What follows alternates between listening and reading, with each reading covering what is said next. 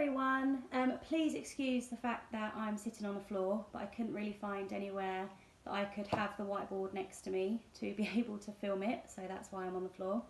I wanted to do a really short little video because I've been wanting to set a kind of home learning task for the children to do with arrays, and I wasn't really sure if the children would be able to articulate what an array was, if you adults at home were familiar with the term arrays. So I kind of just wanted to briefly explain what it was and then set you and the children off on a little challenge.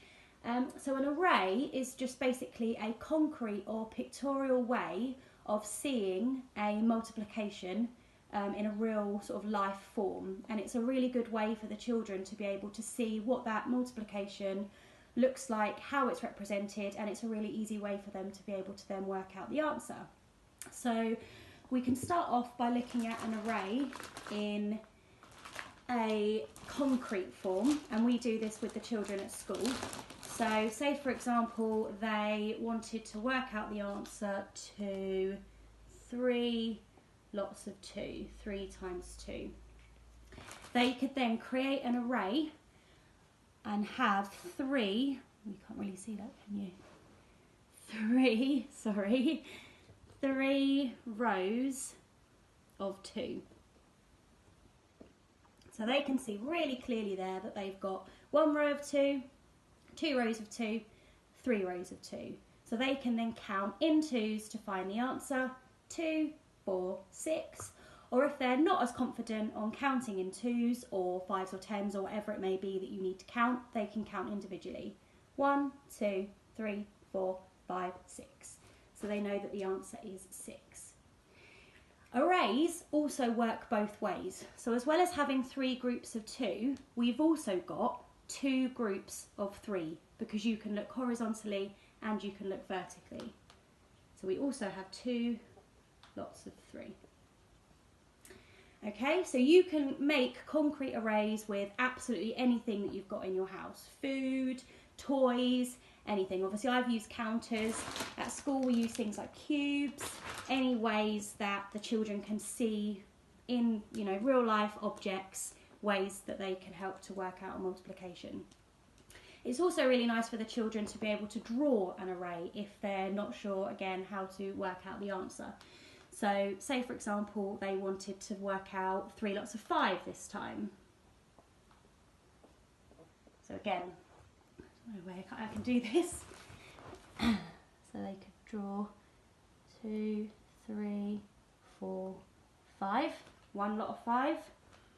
1, 2, 3, 4, 5. Another lot of 5. 1, 2, 3, 4, 5. So then we know we've got 5, 10, 15. Like I said, we could also look at this array by counting in threes. We could also look this way. So we know we've got 3, 6, 9, 12, 15. Okay. My challenge for you is to see if you can find any arrays that already exist in your house. So I was looking in the classroom the other day because I've been in school this week, and I came across my box of Lego in my classroom, and I noticed that there were already some arrays in the box of Lego. So you'll see here we have 4 groups of 2 or 2 groups of 4. Could really challenge them with the bigger pieces. So you can see that they're in groups of 4 or long ways. I'm not even going to count those because I'll be here all day. Nice easy one there, got 2 twos. We've got 4 lots of 4 there. Okay, so my challenge is to see if you can find some arrays in your house, see if the children can write the multiplication, and see if they can work out how many there are of each thing. I'll give you some clues, things like egg boxes, bars of chocolate, and cake trays, like cupcake trays, are all really good examples of arrays, but I would be so interested to see if you can come up with anything different that I haven't thought of. and I would love to see if you could upload any pictures of anything that you find or any multiplications that the children have done and put them on the Padlet. It's so great to see so many of you already uploading stuff. I can't wait to see everything that you've done. Miss you all and hopefully see you soon.